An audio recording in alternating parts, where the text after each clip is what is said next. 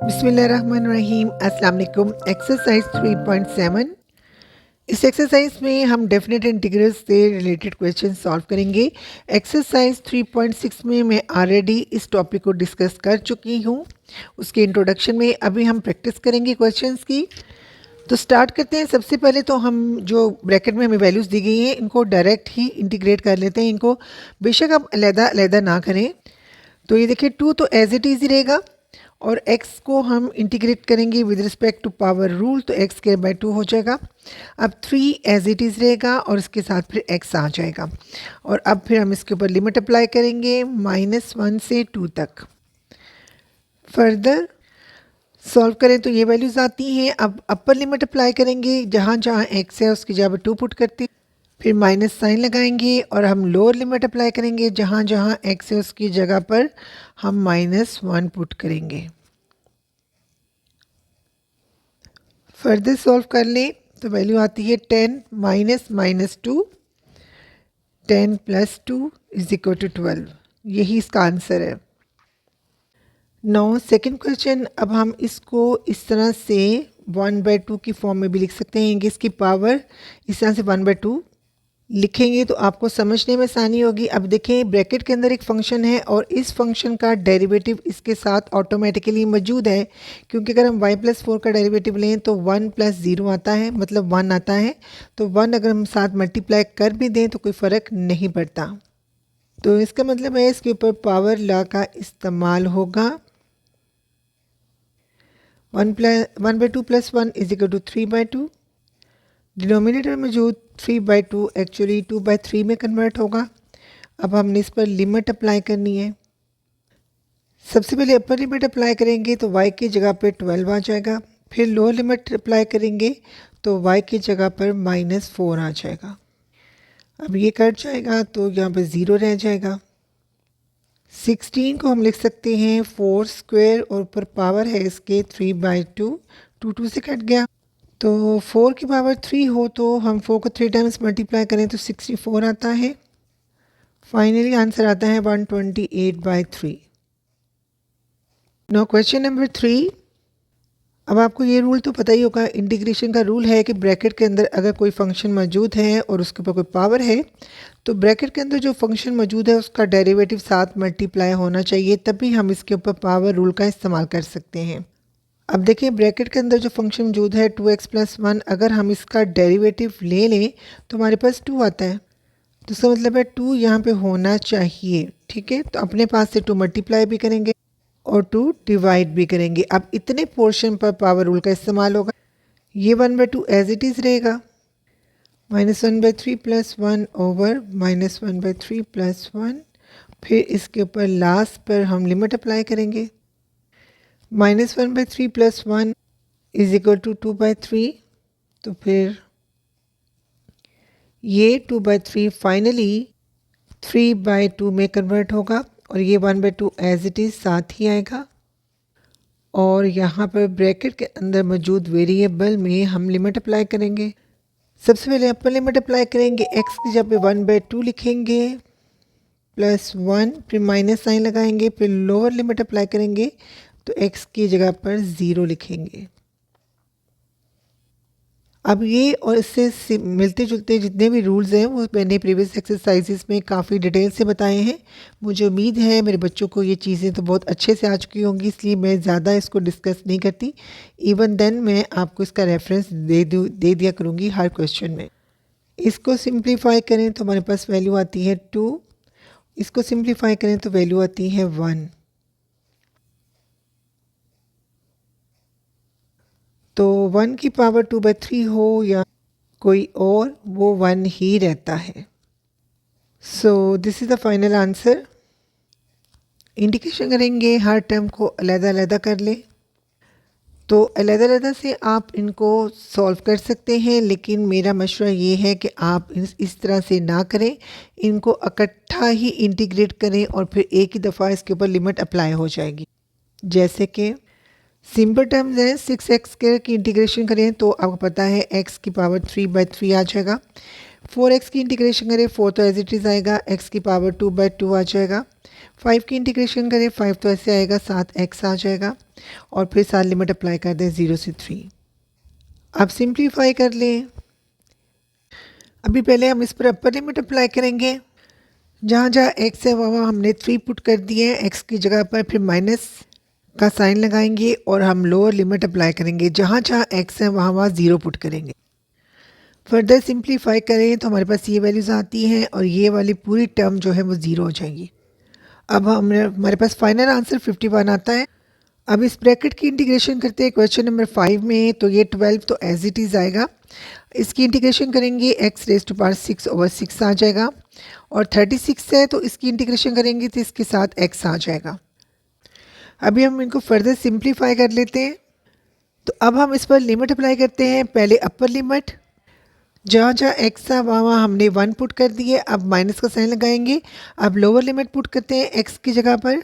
अब सिंप्लीफाई कर लेते हैं तो यहाँ पर वैल्यू आ जाएगी 2 माइनस 36 और यहाँ पे माइनस के ऊपर 6 है, यानी कि मतलब ये पॉजिटिव में साइन कन्वर्ट हो जाएगा। Minus minus plus 36 to the 72, subtract करें तो माइनस 34 आएगा। यहाँ पर हम इन दोनों को ऐड करते हैं। सिंप्लीफाई करने के बाद तो हमारे पास फाइनली वैल्यू आती है 200।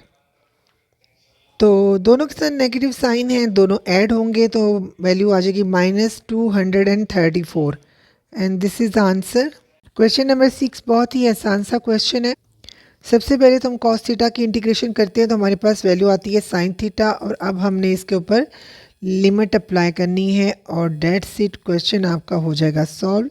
सबसे पहले अपर लिमिट, तो थीटा की जगह पे पाई/6 लिखेंगे, माइनस तो फिर लोअर लिमिट तो फिर अगेन थीटा की जगह पे -π/3 लिखेंगे। और आपको इस प्रॉपर्टी का पता है कि साइन के साथ नेगेटिव एंगल हो तो वो पूरे साइन को नेगेटिव कर देता है, तो उसी वजह से ये माइनस साइन इस पूरे साइन को नेगेटिव करेगा तो फाइनली इस माइनस को प्लस में कन्वर्ट करेगा। कैलकुलेटर से वैल्यूज़ फाइंड आउट करें तो ये वाला आंसर आता है। आई होप आपको ये क्वेश्चन भी समझ आ गया होगा इंशाल्लाह ताला। क्वेश्चन नंबर 7 बहुत ही इजी क्वेश्चन है। सबसे पहले तो हम इसकी इंटीग्रेशन करेंगे सीकेंट स्क्वायर टू थीटा की। तो और आपको पता है कि सीकेंट स्क्वायर की इंटीग्रेशन करें तो ये tan में कन्वर्ट होता है और साथ जो भी एंगल होगा, चाहे कॉम्प्लिकेटेड हो चाहे सिंपल हो, वो साथ आएगा। अब इसके बाद अगर कॉम्प्लिकेटेड एंगल है तो जो वेरिएबल होगा, चाहे वो थीटा है, चाहे x है, चाहे y है, उसके साथ जो कोफिशिएंट होगा, जैसे यहाँ पर 2 है तो वो डिनोमिनेटर में आ जाएगा। तो अब हमने बस क्या करना है कि लिमिट अप्लाई करनी है। सबसे पहले अपर लिमिट, थीटा की जगह पे π/4, फिर लोअर लिमिट थीटा की जगह पे 0। अब यहाँ देखिए सिंप्लीफाई होने के बाद ये tan π/2 बन जाता है। अब आपको पता है कि 90 डिग्री के ऊपर tan जो है वो इन्फिनिटी हो जाता है, यानी कि आपको पता है कि tan 90 डिग्री एक एसिम्पटोट्स को शो करता है। तो अब ये वैल्यू क्योंकि इन्फिनिटी हो जाएगी, ये वैल्यू 0 हो जाएगी। अब अगर आपके पास इस तरह से इन्फिनिटी आ जाए और साथ कोई चीज़ सब्ट्रैक्ट हो रही हो तो आपको पता है कि वो इन्फिनिटी ही रहेगी, क्योंकि इन्फिनिटी इतनी बड़ी वैल्यू है। चाहे कुछ मल्टीप्लाई हो रहा हो, चाहे ऐड हो, सब्ट्रैक्ट हो रहा हो, तो इन्फिनिटी उसको डोमिनेट कर देती है। तो अब जनाब ये हो जाएगा divergent case. So this is answer. Question number 8, question number 8 को भी सिंप्लीफाई किया जा सकता है अगर हम इन दोनों टर्म्स को अलग-अलग कर दें इसके डिनोमिनेटर के साथ। जैसे x² लिखें, फिर प्लस 8/x² लिखें, तो यहाँ पर कट जाएगा, 1 वैल्यू आ जाएगी। अब इस x को अगर हम न्यूमरेटर में ले जाएं तो इस तरह से वैल्यू आएगी। अब अगर हम इसकी इंटीग्रेशन करें तो हम इकट्ठे भी इंटीग्रेशन कर सकते हैं। 1 की इंटीग्रेशन करें विद रिस्पेक्ट टू x तो x आ जाएगा। अब अगर हम इसकी इंटीग्रेशन करें 8 तो एज इट इज़ ही आएगा। x⁻² की इंटीग्रेशन करें तो इसके ऊपर पावर रूल का इस्तेमाल होगा, तो इस तरह से वैल्यू आएगी। तो हम इसको यहाँ लिख सकते हैं -2 + 1 ओवर -2 + 1। तो इस तरह से वैल्यूज़ आती हैं। हम x को डिनोमिनेटर में ले जाएं तो इसकी पावर तो हो जाएगी पॉजिटिव, लेकिन यहाँ पे इस माइनस की वजह से ये नेगेटिव हो जाएगा। अब आपको पता है इंटीग्रेशन करने के बाद हमने इसकी लिमिट भी अप्लाई करनी होती है। तो सबसे पहले अपर लिमिट अप्लाई करते हैं, ये वैल्यू आती है माइनस, फिर अब लोअर लिमिट अप्लाई करते हैं। तो जनाब ये तो बहुत ही आसान सा क्वेश्चन बन चुका है और यहाँ पे -2 वैल्यू आ गई है। ओपन करेंगे तो 2 + 2 4 आंसर आ रहा है। क्वेश्चन नंबर 10 में आपको एक ट्रिग्नोमेट्रिक फंक्शन तो दे दिया गया है, मगर ये थोड़ा सा कॉम्प्लिकेटेड फंक्शन है। ओवरऑल इसे देखें तो इसकी डायरेक्ट इंटीग्रेशन ज़रा मुश्किल है। तो ऐसी सूरत में आपने क्या करना है, आपने सब्स्टिट्यूशन मेथड की हेल्प लेनी है। अब ये देखिए ट्रिग्नोमेट्रिक फंक्शन तो है मगर इसका एंगल थोड़ा सा कॉम्प्लिकेटेड है। तो आप क्या करेंगे, इसके एंगल को आप किसी भी वेरिएबल के ऊपर रख सकते हैं, यू टी किसी के भी जी के ऊपर रख सकते हैं। तो मैं यहाँ पर यू के ऊपर रख रही हूँ। जैसे मैंने सब्स्टिट्यूशन मेथड आपको एक्सरसाइज 3.2 एंड 3.3 में एक्सप्लेन किया है, उसी तरह से मैं इसे सॉल्व करूँगी। अब क्योंकि हमने इसको तो यू के ऊपर रख लिया है, लेकिन अब क्या होगा कि हमने dx को भी du में कन्वर्ट करना है। तो उसके लिए हम दोनों तरफ डेरिवेटिव लेंगे। तो इधर भी हम डेरिवेटिव लेंगे विद रिस्पेक्ट टू x। तो जब आप डेरिवेटिव लेते हैं पावर स्टार्ट में आ जाती है, पावर में से एक सब्ट्रैक्ट करेंगे तो अब इसकी पावर होगी है नेगेटिव, इसको आप ले जाएंगे डिनोमिनेटर में और इसकी पावर पॉजिटिव हो जाएगी। फाइनली आप इसको इस तरह से कन्वर्ट कर देंगे। अब इस dx को भी उठाकर दूसरी तरफ ले जाएं तो फाइनली du जो है वो इस तमाम वैल्यूज़ के इक्वल हो चुका है। अच्छा, अब यहाँ पे बहुत ही इम्पॉर्टेंट बात है जो आपने समझनी भी है और उसका ख्याल भी रखना है। अभी देखिए क्वेश्चन जो है ये इम्पॉर्टेंट क्वेश्चन है क्योंकि इसमें सब्स्टिट्यूशन प्रोसेस हमने किया है। अगर अब सिंपल इंटीग्रेशन होती, यानी कि यहाँ पर ये लिमिट नहीं होती, तो हमने बस इतना सा काम करना था और इसको हमने कन्वर्ट कर देना था वेरिएबल u में। यानी कि हम cos √x को लिखते हैं cos u, यानी कि √x की जगह पर हम u लिख देते हैं क्योंकि √x जो है वो u के इक्वल है। और इसके बाद इन तमाम वैल्यूज़ की जगह पर ये देखें क्योंकि ये इसके इक्वल है और ये फिर फर्दर du के इक्वल है, यानी कि इसकी जगह पर फिर हम du यहाँ पर लिखते हैं। तो हमारा क्वेश्चन जो है वो इतना सिंपल होकर इसमें कन्वर्ट हो जाता। तो फिर आप इसको फर्दर सॉल्व कर लेते। लेकिन अब क्या है, अब यहाँ पर लिमिट भी है। अगर लिमिट ना हो फिर तो कोई इशू नहीं है, लेकिन अब जब लिमिट आ जाती है तो फिर आपने क्या करना है, जो आपने सब्स्टिट्यूशन की है उसके अंदर आपने लिमिट भी पुट करनी है और अकॉर्डिंग टू दिस सब्स्टिट्यूशन, जो बेसिक सब्स्टिट्यूशन है आपकी, उसके हिसाब से फिर अपने लिमिट की वैल्यूज़ को भी चेंज करना है। यानी कि यहाँ पर सिर्फ फंक्शन को ही नहीं चेंज करना पड़ेगा बल्कि आपको लिमिट को भी चेंज करना पड़ेगा। अब देखिए सबसे पहले हम अपर लिमिट पुट करके देखते हैं। अगर x की जगह पे हम अपर लिमिट 4 पुट करते तो u की वैल्यू क्या आती है, देखिए इसका स्क्वायर रूट ले लें तो 2 आता है। इसका मतलब है 4 की बजाय अब यहाँ पर 2 आएगा क्योंकि हमने वेरिएबल अब u में कन्वर्ट कर दिया है। अब हम लोअर लिमिट को देखते हैं। अब अगर हम x की जगह पर 1 पुट करें, इनके लोअर लिमिट पुट करें, 1 का स्क्वायर रूट लें, 1 की क्यूब रूट लें, जो भी ले लें उसने 1 ही रहना होता है। तो अब यहाँ पर क्या है, 1 ही रहेगा। यानी कि अब देखें लिमिट भी चेंज हो चुकी है। तो आप यहाँ पर मेंशन भी करेंगे जब x की वैल्यू 4 होगी तो u की वैल्यू 2 होगी, क्योंकि मैं आपको ऑलरेडी बता चुकी हूँ ये लिमिट जो होती है x की वैल्यूज़ होती हैं। और जब x की वैल्यू 1 होगी तो हमने पुट करके देखा है u भी 1 ही रहेगा। So always remember do mention it. अब देखें थोड़ी सी हमने एफ़र्ट तो की है मगर हमारा फंक्शन बहुत आसान हो चुका है। अब हमने कॉस की इंटीग्रेशन करनी है तो ये साइन u में चेंज हो जाएगा। अब बस हमने इसके ऊपर लिमिट अप्लाई करनी है तो हमारा फाइनल आंसर ये वाला आता है। अब इसको हमने दोबारा से ओरिजिनल फंक्शन में कन्वर्ट नहीं करना क्योंकि जो सिंपल इंटीग्रेशन होती है उसमें फाइनली हम आखिर पर जाकर ओरिजिनल फंक्शन यानी कि जैसे वेरिएबल x है उसमें कन्वर्ट करते हैं। लेकिन जो लिमिट वाले क्वेश्चन होंगे उसमें आप इसको ओरिजिनल फंक्शन में कन्वर्ट नहीं करेंगे बल्कि जो भी जवाब आएगा उसको आप लिखेंगे, क्योंकि जो आपका आंसर होगा वो या तो नंबर की फॉर्म में होगा या किसी कांस्टेंट वैल्यू की फॉर्म में होगा। And that's it. I hope मैंने आपको काफ़ी डिटेल से ये समझा दिया है और मुझे उम्मीद है इंशाल्लाह ताला आपको समझ आ गई होगी। क्वेश्चन नंबर 11, क्वेश्चन नंबर 11 में जो फंक्शन दिया है ये भी बहुत इंटरेस्टिंग फंक्शन है, क्योंकि आपको याद है कि जब भी आपके पास इस तरह से कोई ट्रिग्नोमेट्रिक फंक्शन आता था तो आप उसको साइन टू एक्स में चेंज करते थे, या फिर साइन टू एक्स आता था तो उसको according to the condition of question इसमें कन्वर्ट करते थे। तो अब हम भी इसको एक्चुअली साइन टू एक्स में ही कन्वर्ट करेंगे। बस हमें क्या चीज़ चाहिए, हमें 2 चाहिए। तो 2 को हम मल्टीप्लाई भी करते हैं और डिवाइड भी करते हैं। अब देखिए हमारा ये वाला फार्मूला कंप्लीट हो चुका है। अब हम इसको इजीली साइन टू एक्स में कन्वर्ट कर लेंगे।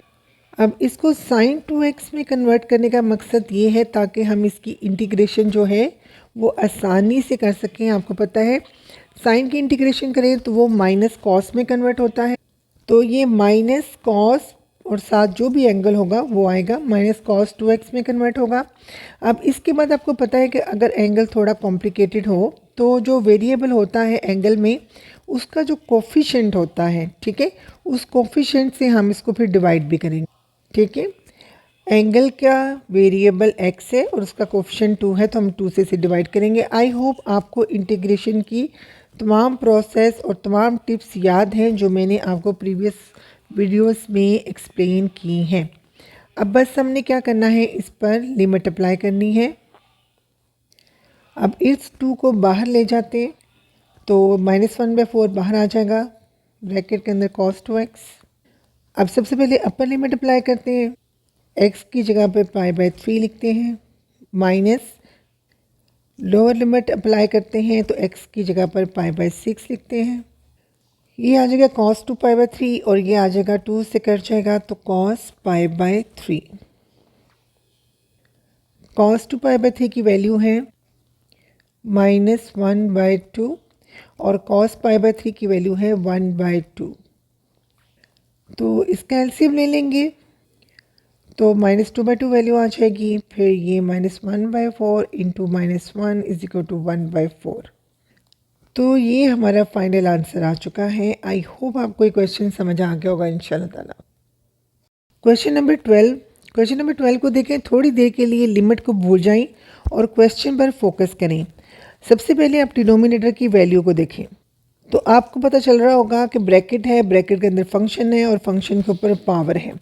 आपको मैंने ये फार्मूला बड़ी दफ़ा एक्सप्लेन भी किया है प्रीवियस वीडियोस में और समझाया भी हुआ है कि डिनोमिनेटर में अगर इस तरह से फंक्शन हो और उसकी पावर हो तो ब्रैकेट के जो अंदर जो फंक्शन होगा अगर उसका डेरिवेटिव ऊपर न्यूमरेटर में मौजूद हो तो इसके ऊपर पावर ला का ही इस्तेमाल होता है, क्योंकि आप फिर उस फंक्शन को उसकी पावर के साथ ही न्यूमरेटर में ले आते हैं और ये वही फार्मूला बन जाता है ये वाला।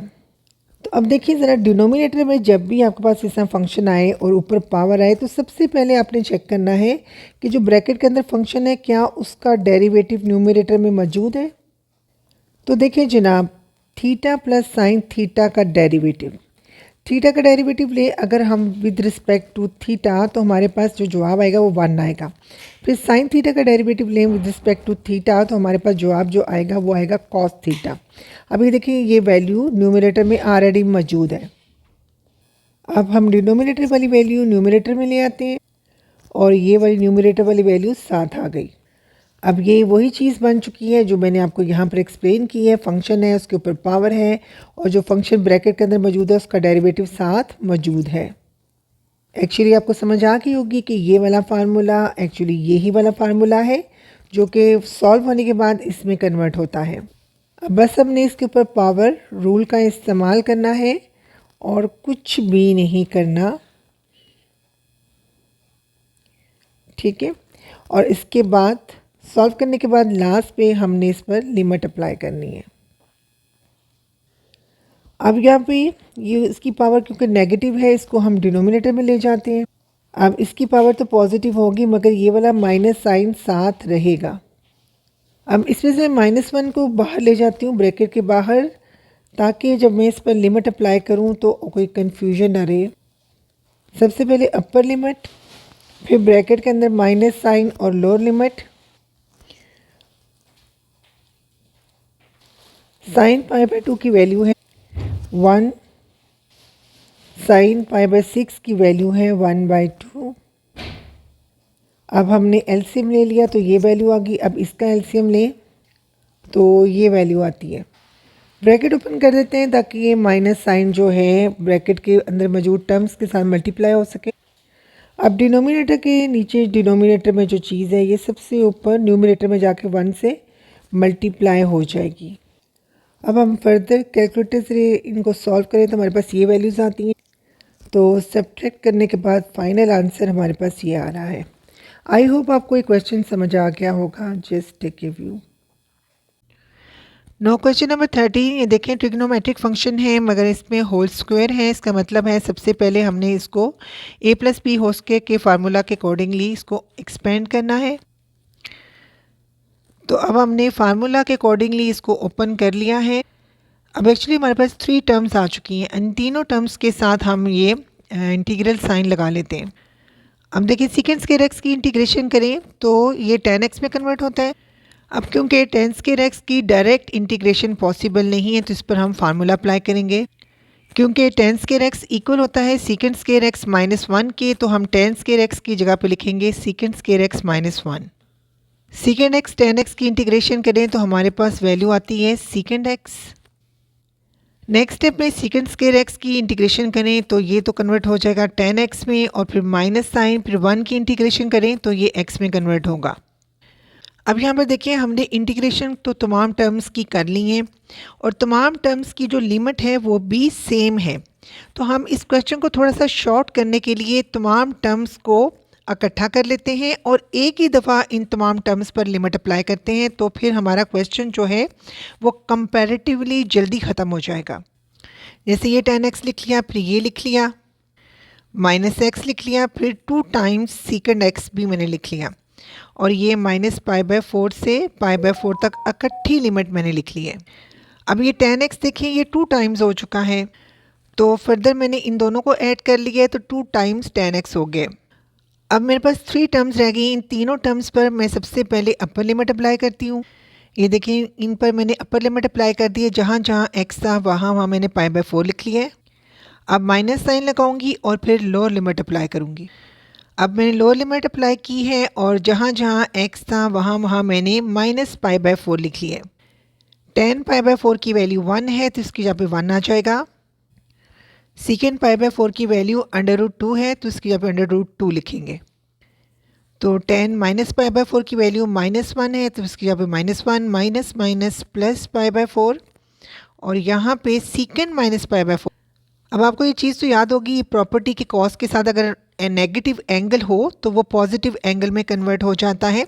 अब कॉस का जो उल्टा भाई है, मतलब उसका जो रेसिप्रोकल है सीकेंड, उसके साथ भी अगर नेगेटिव एंगल हो तो वो भी पॉजिटिव एंगल में चेंज हो जाता है। तो एक्चुअली ये सीकेंड π/4 में ही चेंज होगा, इनकी पॉजिटिव में कन्वर्ट हो जाएगा।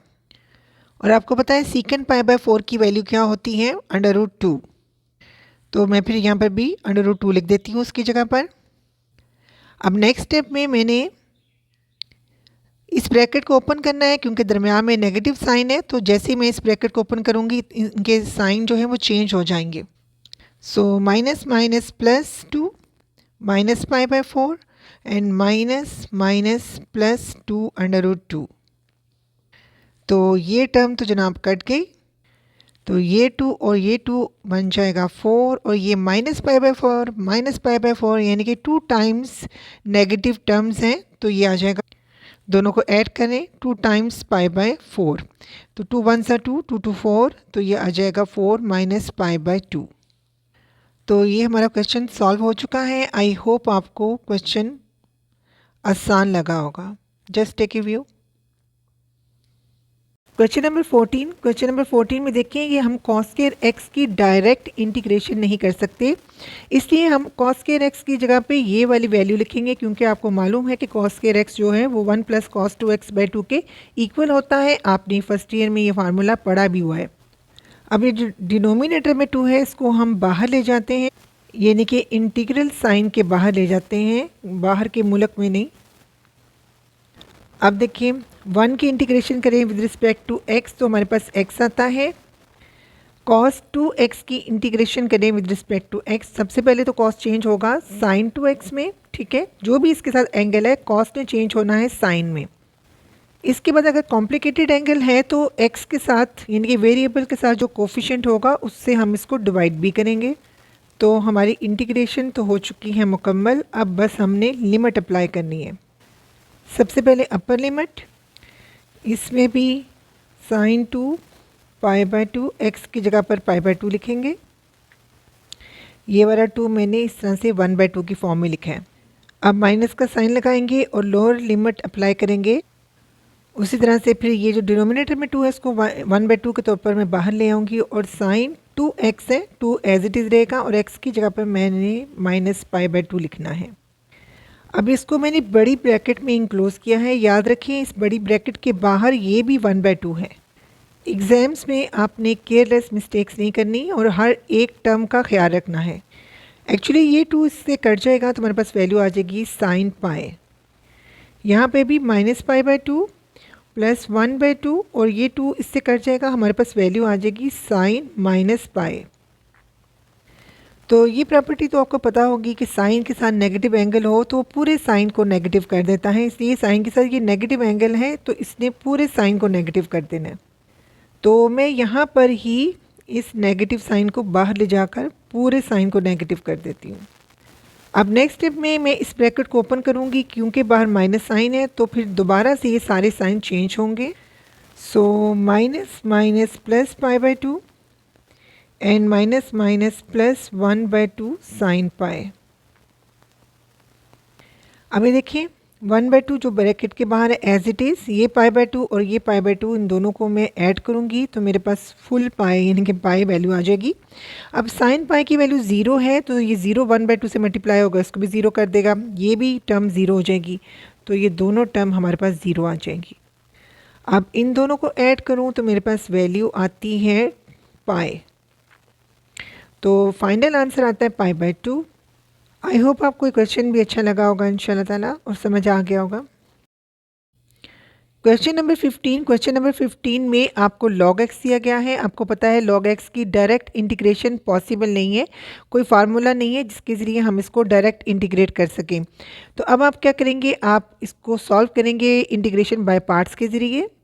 तो आप फिर अपने पास से 1 लेंगे ताकि आप इंटीग्रेशन बाय पार्ट्स वाला प्रोसेस कर सकें। अब क्योंकि हमने log x को फर्स्ट फंक्शन के तौर पर लिया है तो फर्स्ट फंक्शन आपको पता है एज इट इज़ रहता है। सेकंड फंक्शन की करते हैं आप इंटीग्रेशन, फिर माइनस साइन लगाते हैं, फिर इंटीग्रेशन साइन लगाते हैं और जो फर्स्ट फंक्शन रेस्ट कर रहा होता है उसका आप लेते हैं डेरिवेटिव, ठीक है। और जो फिर ये सेकंड फंक्शन की इंटीग्रेशन की होती है वो एज इट इज़ ही आप यहाँ पर लिखते हैं 1 dx, मगर फिर आप इसको इंक्लोज भी करेंगे ब्रैकेट में, ये याद रखें, क्योंकि जब आपने इस वाली ब्रैकेट को याद रखें, ये ब्रैकेट बहुत इंपॉर्टेंट है। इस ब्रैकेट को जब आपने सॉल्व कर लेना है उसके बाद जो जवाब आएगा उसकी फिर दोबारा से आप इंटीग्रेशन करेंगे। मैंने ये वाला प्रोसेस बहुत ज़्यादा डिटेल से आपको एक्सरसाइज 3.4 में एक्सप्लेन किया है। अगर आप लोगों ने वो वीडियो नहीं देखी ज़रूर जाके देखें ताकि आपको ये वाला मेथड बहुत आसानी से समझ आ जाए। log x as it is आएगा, 1 की इंटीग्रेशन करें तो आपके पास दोबारा x आता है। अब log x का डेरिवेटिव लें, ठीक है, तो 1/x आएगा और फिर यहाँ पर 1 की इंटीग्रेशन करें तो x आता है और ये ब्रैकेट में इंक्लोज। ये x आपने स्टार्ट में लिखना है, इसके एंगल के log के इस वैल्यू के साथ आपने मल्टीप्लाई नहीं करना, गलती से भी नहीं करना। जो भी वैल्यू यहाँ पे आती है वो आपने हमेशा स्टार्ट पर लिखनी है। यहाँ पे ये दोनों चीज़ें कट जाएगी, दोनों टर्म्स कट जाएंगी, सिर्फ 1 बच जाएगा और 1 की इंटीग्रेशन करें तो आपके पास बता है x आता है। अब इस सारे प्रोसेस में मैं लिमिट तो थोड़ी देर के लिए भूल गई थी, लेकिन अब मैं हर जगह पे यहाँ पर लिमिट लिख लेती हूँ। अब क्योंकि हमारे इंटीग्रेशन वाला प्रोसेस कंप्लीट हो चुका है तो अब हम लिमिट अप्लाई करेंगे। सबसे पहले अपर लिमिट, फिर minus sign lower limit, brackets open करते हैं। इस ब्रैकेट को ओपन करेंगे, बाहर माइनस साइन है तो उसकी वजह से अंदर वाली टर्म्स जो हैं वो चेंज हो जाएंगे उनके साइन। log 1 की वैल्यू हमेशा 0 होती है तो यहाँ पे 0 लिख लें, प्लस 1। अब सिंप्लीफाई करें, -3 + 1 -2। So this is a final answer. I hope आपको ये क्वेश्चन भी बहुत अच्छा लगा होगा इंशाल्लाह ताला। Question number 16 again very interesting question. यहाँ सबसे पहले तो मैं आपको आपका एक भूला हुआ सबक याद करा देती हूँ। देखिए एक्सपोनेंशियल फंक्शन इतना इंटरेस्टिंग फंक्शन है, इसका डेरिवेटिव लें तब भी ये e raise to power x ही रहता है, इसकी इंटीग्रेशन करें तब भी ये e raise to power x ही रहता है। लेकिन अगर उसके सर पर इस तरह से कोई कॉम्प्लिकेटेड फंक्शन है तो जब हम इसकी डिफ्रेंशिएशन करेंगे तो सबसे पहले ये एज इट इज़ तो आएगा ही आएगा, मगर जो इसके सर पर कॉम्प्लिकेटेड फंक्शन है यानी कि एक्स का जो साथ कोफिशिएंट होगा नंबर की फॉर्म में वो साथ मल्टीप्लाई होगा। लेकिन इंटीग्रेशन में क्या होता है कि इंटीग्रेशन में ये वाली चीज़ तो एज इट इज़ आती ही आती है, मगर जो उसके सर पर एक और फंक्शन है यानी कि x, उसका जो कोफिशिएंट है वो यहाँ पर डिवाइड होगा। ठीक है, यानी कि इंटीग्रेशन में डिनोमिनेटर में जाता है वो नंबर, जबकि यहाँ पर डिफ्रेंसिएशन में वो मल्टीप्लाई हो रहा होता है। अब जैसे ये वाले फंक्शन है तो ये x/2 है, x/2 का मतलब है 1/2x।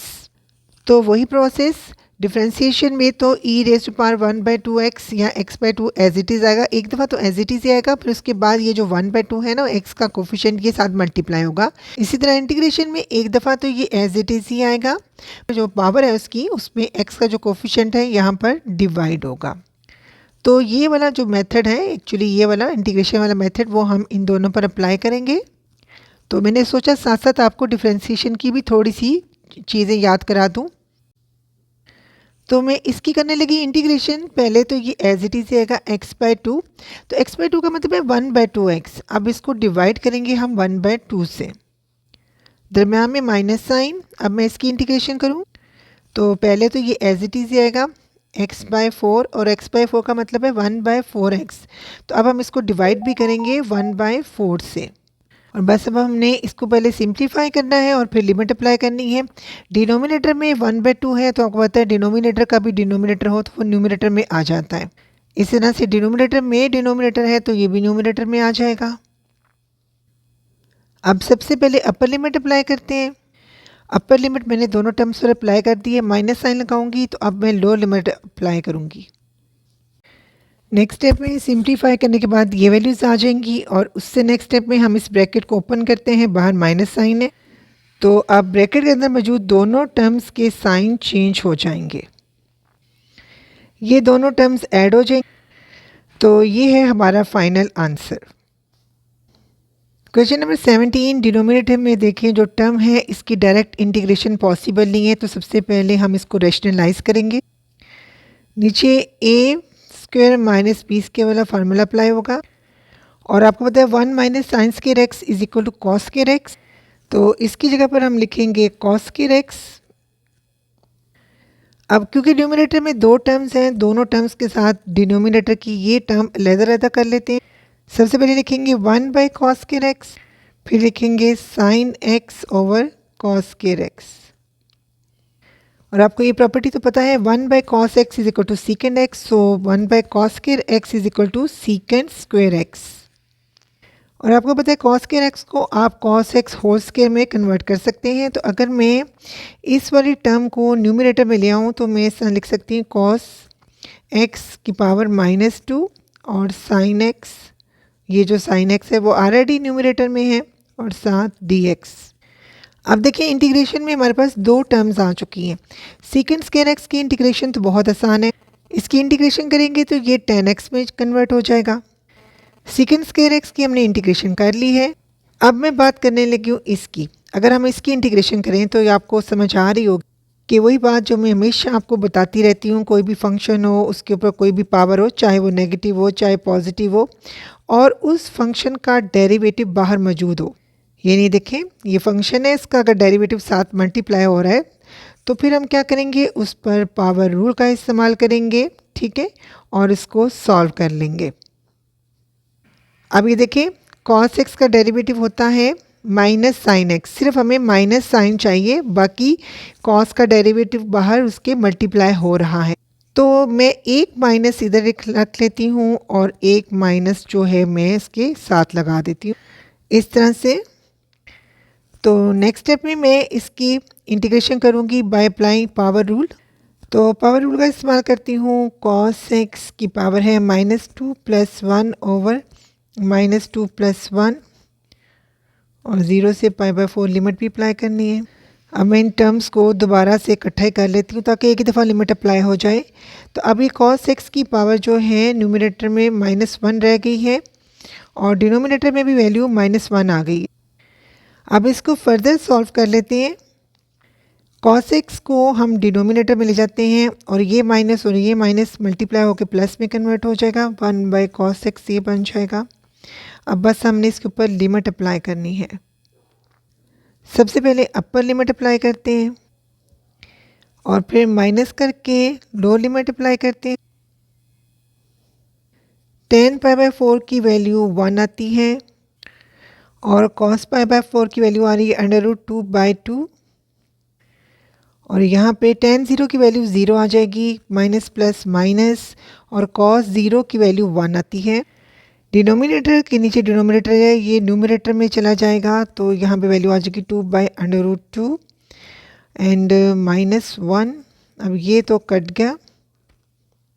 अब देखिए ये चीज़ मैं बड़ी दफ़ा आपको बता चुकी हूँ, कोई भी डिजिट हो आप उसको 2 स्क्वायर रूट में कन्वर्ट कर सकते हैं। तो डिनोमिनेटर में ऑलरेडी स्क्वायर रूट था, एक स्क्वायर रूट कट गया है और हमारे पास फाइनली ये वाला आंसर आ चुका है। आई होप मेरे बच्चों को ये क्वेश्चन अच्छे से समझ आ चुका होगा और उन्हें इंटरेस्टिंग भी लगा होगा। Just take a view. Question number 18 देखें। देखिए इसकी भी डायरेक्ट इंटीग्रेशन पॉसिबल नहीं है तो फिर हम इसको इंटीग्रेशन बाय पार्ट से ही सॉल्व करेंगे। सबसे पहले हम सेकंड फंक्शन 1 लेंगे जो खुद से लेंगे। तो अब हम इसकी इंटीग्रेशन स्टार्ट करते हैं। उसी तरह से first term as it is ही आएगी और सेकंड टर्म का करेंगे हम इंटीग्रेशन, माइनस साइन, फिर इंटीग्रेशन साइन, फिर ब्रैकेट, और फिर जनाब जो फर्स्ट टर्म आराम कर रही थी उसका लेंगे हम डेरिवेटिव, और फिर जो सेकंड टर्म जो हमने यहाँ पे इंटीग्रेशन की थी, अगर आपने इंटीग्रेशन कर ली है तो वो लिख लें यहाँ पर, वरना ये टर्म एज इट इज़ यहाँ पर लिख लें। फिर ब्रैकेट इनक्लोज करना मतलब बंद करना भूलिएगा नहीं। 1 की इंटीग्रेशन करें विद रिस्पेक्ट टू y तो y ही आता है।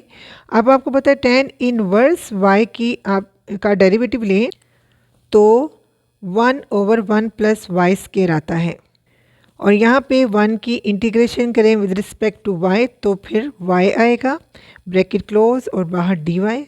और ये बात मैं हमेशा बताती हूँ, आपने किसी भी इस तरह से टर्म के साथ कि कोई भी एंगल हो या लॉग के साथ कोई फंक्शन हो, यहाँ पे मल्टीप्लाई नहीं करना, आपने हमेशा इसको स्टार्ट में लिखना है इस तरह से। और अब जनाब हमारे पास इस तरह से फंक्शन आ चुका है। अगर हमने अब इसकी इंटीग्रेशन करनी है, ये y और ये 1 प्लस वाई स्क्वायर, अगर आप गौर से देखें जो डिनोमिनेटर में हमारे पास फंक्शन है इसका क्या डेरिवेटिव न्यूमरेटर में मौजूद है, यही जो बेसिक बहुत इंपॉर्टेंट फार्मूला। अब अगर देखें 1 का डेरिवेटिव क्या होता है 0 और वाई स्क्वायर का डेरिवेटिव होता है 2y, तो y तो मौजूद है ना, 2 साथ प्रोड्यूस करना मुश्किल ही नहीं है। तो हम 2 अपने पास से यहाँ लगाते हैं और बाहर मल्टीप्लाई भी कर देते हैं ताकि बैलेंस हो जाए। अब ये 1/2 तो एज इट इज़ रहेगा, और आपको पता है जब कोई फंक्शन डिनोमिनेटर में हो और उसका डेरिवेटिव न्यूमरेटर में हो तो वो फंक्शन को हम लॉग में कन्वर्ट कर देते हैं, यानी कि उस फंक्शन के साथ जो डिनोमिनेटर में है हम लॉग लिख लेते हैं साथ। तो हमारे पास जो डिनोमिनेटर में फंक्शन है वो ये है, तो इसके साथ जस्ट हमने लॉग लिखना है और हमारा क्वेश्चन हो जाएगा सॉल्व। और फिर आपने मेरी तरह भूला नहीं है कि आप डेफिनेट इंटीग्रल्स फाइंड आउट कर रहे हैं, तो आपने यहाँ पर फिर वही काम करना है, डेफिनेट इंटीग्रल्स लिख लेने हैं। यहाँ पे पूरा सॉल्व नहीं हुआ तो मैं इसको आखिर पर लिख लेती हूँ, और जहाँ जहाँ सॉल्व हो जाता है फिर आप उसको साथ साथ भी लिख सकते हैं, लेकिन यहाँ पर क्योंकि कंप्लीट सॉल्व हो चुका है तो मैं इसको यूँ लिख लेती हूँ। तो जनाब मैंने यहाँ पर इसके लिमिट्स जो हैं वो भी साथ साथ लिख दी हैं, ये ना हो कि यहाँ पर मार्क्स कट जाए, इस वजह से आपने लिमिट्स भी साथ साथ लिख देनी है। अच्छा जी, अब हमने क्योंकि तमाम इंटीग्रेशन मतलब तमाम स्टेप्स फॉलो करके क्वेश्चन सॉल्व कर लिया है, इंटीग्रेशन वाला प्रोसेस हमारा कंप्लीट हो चुका है, तो मैंने फिर इन दोनों टर्म्स को इस तरह से इकट्ठा लिख लिया और बाहर एज ए होल लिमिट लिख ली है। अब सबसे पहले मैं अपर लिमिट अप्लाई करूँगी, जहाँ जहाँ y है वहाँ वहाँ हमने π/4 लिख लेना है। ये होगी अपर लिमिट। अब हमने माइनस साइन लगाना है, अब हमने लोअर लिमिट अप्लाई करनी है। अब जब हम y की जगह पे 0 पुट करेंगे तो ये टर्म भी 0 हो जाएगी और log 1 की वैल्यू भी 0 होती है, तो ये पूरी की पूरी टर्म जो है इनके लोअर लिमिट अप्लाई करने से ये सारी की सारी टर्म 0 हो जाए। क्वेश्चन नंबर 19 काफ़ी इंपॉर्टेंट क्वेश्चन है, क्योंकि एक तो इसमें देखें न्यूमरेटर में ट्रिग्नोमेट्रिक फंक्शन है, डिनोमिनेटर में भी ट्रिग्नोमेट्रिक फंक्शंस हैं। इसके अलावा डिनोमिनेटर में दो फैक्टर्स आपस में मल्टीप्लाई हो रहे हैं। तो ऐसी सूरत में हम क्या करेंगे, पार्शियल फ्रैक्शन का सहारा लेंगे, यानी पार्शियल फ्रैक्शन की हेल्प से हम ऐसी इंटीग्रेशन करते होते हैं। और इसके अलावा क्योंकि ट्रिग्नोमेट्रिक फंक्शन है तो फिर हमें इसको थोड़ा सिंप्लीफाई भी करना पड़ेगा, यानी कि इसमें सब्स्टिट्यूशन मेथड की भी हेल्प लेनी पड़ेगी ताकि हमारा क्वेश्चन थोड़ा सा आसान हो जाए, हम इसको ईज़िली सॉल्व कर सकें। तो सबसे पहले हम सब्स्टिट्यूशन मेथड के ज़रिए इसको ट्रिग्नोमेट्रिक फंक्शन को सिंप्लीफाई करेंगे और इसके बाद पार्शियल फ्रैक्शन के ज़रिए हम इसको सॉल्व करेंगे। अब देखिए, अगर डिनोमिनेटर में मौजूद तो मेरे पास दो टर्म्स है ट्रिग्नोमेट्रिक फंक्शन की जो सेम है, cos x। अगर मैं cos x को t के इक्वल या u के इक्वल रख लूँ, किसी भी वेरिएबल के इक्वल रख लूँ, फॉर एग्जांपल मैं इसको u के इक्वल रख लेती हूँ क्योंकि मैंने हमेशा सब्स्टिट्यूशन u में ही की है। So let u is equal to cos x। तो डिनोमिनेटर में तो बड़ा काम आसान हो जाएगा, यहाँ पे 2 + u हो जाएगा, यहाँ पे 5 + u हो जाएगा। मगर अब मुझे dx को भी तो du में कन्वर्ट करना है ना, तो अब मैं क्या करूँगी, मैं दोनों तरफ डेरिवेटिव लूँगी विद रिस्पेक्ट टू x। तो मेरे पास वैल्यू आ जाएगी, एक्चुअली cos x का डेरिवेटिव लें तो माइनस sin x में कन्वर्ट होता है। अब मैं इस dx को उठा के इधर ले जाऊँगी, तो मेरे पास इस तरह से दो इक्वेशंस आती हैं। इन दोनों की हेल्प से मैंने अपने इस क्वेश्चन को बहुत ही सिंप्लीफाई कर लेना है। सबसे पहले देखिए, डिनोमिनेटर में cos x की यहाँ पे u लिखा, फिर यहाँ पे भी cos x की यहाँ पे u लिखा। अच्छा, यहाँ पे मैं एक और काम करती हूँ, इस माइनस को उठाकर मैं इधर ले आती हूँ। अब देखिए, हमारे पास जो क्वेश्चन में न्यूमरेटर में मौजूद है टर्म वो है sin x dx, ठीक है। अब मैं sin x dx की जगह पे माइनस du लिखूँगी। अब यहाँ पर जो सबसे इम्पॉर्टेंट काम करना है, जो आपने भूलना नहीं है, कभी भी नहीं भूलना, जब भी आप सब्स्टिट्यूशन मेथड अप्लाई करेंगे तो आपने साथ ही लिमिट भी चेंज करनी है, क्योंकि आप डेफिनेट इंटीग्रल वाले क्वेश्चंस कर रहे हैं तो इसमें लिमिट होती है। इनडेफिनेट इंटीग्रल में ये वाला इशू नहीं होता, लेकिन डेफिनेट इंटीग्रल में आपको लिमिट भी चेंज करनी पड़ती है। और जैसे मैंने प्रीवियस क्वेश्चन में भी बताया था कि आपने लिमिट चेंज करनी होती है उस बेसिक सब्स्टिट्यूशन से, यानी कि जो आपने बेसिक लिया होता है ना, u के इक्वल जो चीज़ ली होती है या आपने t के इक्वल जो चीज़ ली होती है, उसकी हेल्प से आपने लिमिट चेंज करनी होती है। अब आपको ये मैं बात बार बार बता चुकी हूँ, ये जो लिमिट होती है ये x की वैल्यूज़ होती हैं, ठीक है। अब क्योंकि हम अपने वेरिएबल को चेंज कर चुके हैं, वेरिएबल को u में चेंज कर चुके हैं, तो अब हमने इन लिमिट को भी चेंज करना है। तो देखिए, अगर हम x की π/2 यहाँ पर हम x की यहाँ पे π/2 पुट करते हैं तो cos 90 की वैल्यू 0 होती है। इसका मतलब है कि जो अपर लिमिट है वो 0 में कन्वर्ट हो जाएगी। और जब फिर आप x की जगह पर यहाँ पर 0 पुट करेंगे तो cos 0, तो आपको पता है cos 0 क्या होता है, 1 के इक्वल होता है। तो यहाँ पर हम लोअर लिमिट की जगह पे 1 पुट करेंगे, तो फिर आप इसके यहाँ पर ऐसे लिखेंगे, if x is equal to 0 then u is equal to 1, if x is equal to π/2 then u is equal to 0। तो फाइनली हमारा सब्स्टिट्यूशन वाला प्रोसेस कंप्लीट हो चुका है।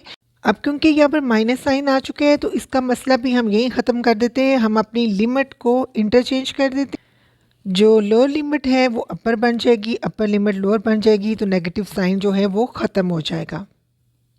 आई होप आपने एक्सरसाइज 3.6 में जो बातें मैंने इंट्रोडक्शन में बताई हैं वो सारी की सारी अच्छे से समझी होंगी, तो आप लोगों को इन प्रॉपर्टीज़ का बहुत अच्छे से पता होगा। अब हम फर्दर क्या करेंगे, पार्शियल फ्रैक्शन के ज़रिए इसको सॉल्व करेंगे। सो एक्चुअली हमारा क्वेश्चन अब जो है वो ये वाला बन चुका है। तो फर्दर जब हम इसको सॉल्व करेंगे तो एक फैक्टर के ऊपर a लिखेंगे, दरम्यान में प्लस का साइन लगाएंगे और दूसरे फैक्टर के ऊपर b लिखेंगे। इसके बाद आपको प्रोसेस मालूम ही है क्योंकि इसका क्वेश्चन आप ऑलरेडी कर चुके हैं। ये वाला होता है एलसीएम, इसके साथ आपने यहाँ पर इक्वेशन की दोनों साइड पर हर टर्म को मल्टीप्लाई करना होता है। और जब हम इस वाली दोनों टर्म से इस वाले टर्म को मल्टीप्लाई करेंगे तो हमारे पास सिर्फ 1 आएगा, और जब हम इस वाले एलसीएम से इसको मल्टीप्लाई करेंगे तो a के साथ वैल्यू आएगी 5 + ua, और b के साथ जो वैल्यू आएगी वो होगी 2 प्लस यू बी। अब हम पहली दफ़ा u की वैल्यू -5 पुट करेंगे तो ये वाली टर्म 0 हो जाएगी, b की वैल्यू आ जाएगी। तो इस इक्वेशन में हम u की वैल्यू -5 पुट करते हैं तो हमारे पास वैल्यू आती है -3b। b की वैल्यू -1/3 आई है। अब हम दोबारा से इस वाली इक्वेशन में u की जगह पे -2 पुट करते हैं और ये वाली टर्म 0 हो जाएगी। अब ये देखिए ये वाली टर्म 0 हो गई है तो हमारे पास वैल्यू आई है 3a इज इक्वल टू 1/3। अब हम a और b की वैल्यूज़ जो है इक्वेशन नंबर c में पुट करेंगे। इक्वेशन नंबर c में हमने a की जगह पे 1/3 और b की जगह पर -1/3 पुट कर दिए। अब क्योंकि हमने इंटीग्रेशन करनी है और लिमिट है हमारे पास 0 to 1, तो अब हम इंटीग्रेशन साइन लगाएंगे 0 to 1 ऑन बोथ साइड।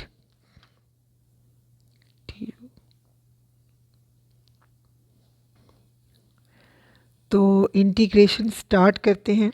अब ये देखें फंक्शन है डिनोमिनेटर में फंक्शन हो और उसका डेरिवेटिव न्यूमरेटर में हो तो आप क्या करते हैं डिनोमिनेटर में फंक्शन के साथ लॉग लिखते हैं, ठीक है। डिनोमिनेटर में फंक्शन है 2 प्लस यू, इसका डेरिवेटिव क्या आएगा, 2 का डेरिवेटिव लें 0, यू का डेरिवेटिव लें तो 1। तो न्यूमरेटर में ऑब्वियसली 1 मौजूद है, यानी कि इसका डेरिवेटिव न्यूमरेटर में है, उसी तरह से इसका डेरिवेटिव भी न्यूमरेटर में है।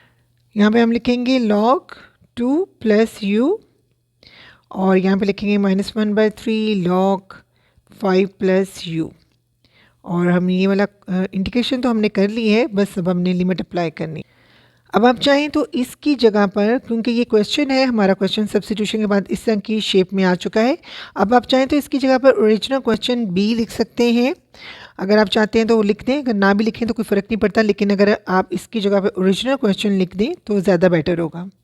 सबसे पहले हम अपर लिमिट अप्लाई करते हैं, यू की जगह पे 1 पुट करते हैं, -1/3 log 5 प्लस यू की जगह पे 1, फिर माइनस साइन और लोअर लिमिट अप्लाई करते हैं तो u की जगह पे हमने 0 पुट कर दिए।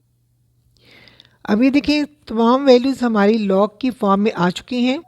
अगर हम इन तमाम टर्म्स में से 1/3 कॉमन ले लें, और अब आपको पता है अगर हम लॉग वाली प्रॉपर्टी का इस्तेमाल यहाँ पे करें तो हम लॉग को एक दफ़ा लिखेंगे इकट्ठा और जिन वैल्यूज़ के साथ नेगेटिव साइन है वो डिनोमिनेटर में जाएंगी और लॉग की जिन वैल्यूज़ के साथ पॉजिटिव साइन है जैसे ये और ये न्यूमरेटर में रहेंगी। जैसे आप ये देखें लॉग मैंने इकट्ठा लिख लिया है, लेकिन ये जो 3 है ये और ये 5 है ये न्यूमरेटर में आपस में मल्टीप्लाई हो जाएंगे और ये जो माइनस वाले लॉग हैं यानी कि 6 और 2 ये भी आपस में मल्टीप्लाई होंगे बट इन डिनोमिनेटर। अब यहाँ पर देखिए कटिंग भी हो जाएगी, 3 1 ज़ा 3, 3 2 ज़ा 6, तो वैल्यू फाइनली बचती है 5/4। आई होप आपको लॉग की प्रॉपर्टीज़ आती हैं, लॉ ऑफ लॉगरिथम आते हैं। तो ये फाइनल हमारा क्वेश्चन है, इनके फाइनल सॉल्यूशन है हमारे पास और ये क्वेश्चन हमारा हो गया solve. Just take a view.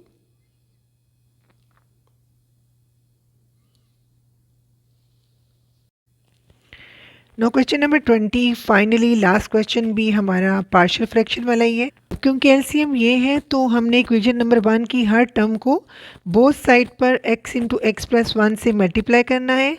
जब इससे मल्टीप्लाई करेंगे इस टर्म को तो 1 आएगा, इस टर्म को मल्टीप्लाई करेंगे तो x प्लस 1 आएगा a के साथ और इस टर्म को जब मल्टीप्लाई करेंगे तो b के साथ सिर्फ x आएगा। इक्वेशन नंबर 2 में x की जगह पे -1 पुट करें तो ये टर्म 0 हो जाएगी, तो फाइनली b की वैल्यू आ जाएगी -1। अब इक्वेशन नंबर 2 में x की जगह पर हम 0 पुट करते हैं तो ये टर्म 0 हो जाएगी, तो a की वैल्यू हमारे पास आएगी 1। अब a और b की वैल्यू हम इक्वेशन नंबर 1 में पुट करते हैं तो ये माइनस प्लस माइनस। अब एक्चुअली हमने इंटीग्रेशन करनी है और लिमिट है 2 to 5, तो x की इंटीग्रेशन करेंगे तो हमारे पास वैल्यू आएगी log x और इसकी इंटीग्रेशन करेंगे तो इसकी वैल्यू भी आएगी log x प्लस 1। और बस अब हमने लिमिट अप्लाई करनी है, सबसे पहले अपर लिमिट, फिर माइनस साइन और फिर लोअर लिमिट। तो उसी तरह से जैसे हमने प्रीवियस क्वेश्चन में किया था, हम लॉग को एक दफ़ा लेंगे और जो पॉजिटिव लॉग की वैल्यूज़ हैं उनको हम न्यूमरेटर में लिखेंगे। जैसे 5 इंटू 3 आपस में मल्टीप्लाई करेंगे, 5 को 3 से मल्टीप्लाई करेंगे, और जो लॉग की नेगेटिव वैल्यूज़ हैं उनको डिनोमिनेटर में लिखेंगे, मल्टीप्लाई उनको भी करेंगे मगर डिनोमिनेटर में लिखेंगे। जैसे 6 को 2 से मल्टीप्लाई करेंगे मगर डिनोमिनेटर में लिखेंगे। सो 3 1 ज़ा 3, 3 2 ज़ा 6। So this is a final answer. I hope आपको क्वेश्चन समझ आ गया होगा इंशाल्लाह ताला। एक्सरसाइज भी आपको अच्छी लगी होगी। सो अपनी दुआओं में याद रखिएगा। Take care. अल्लाह हाफिज़।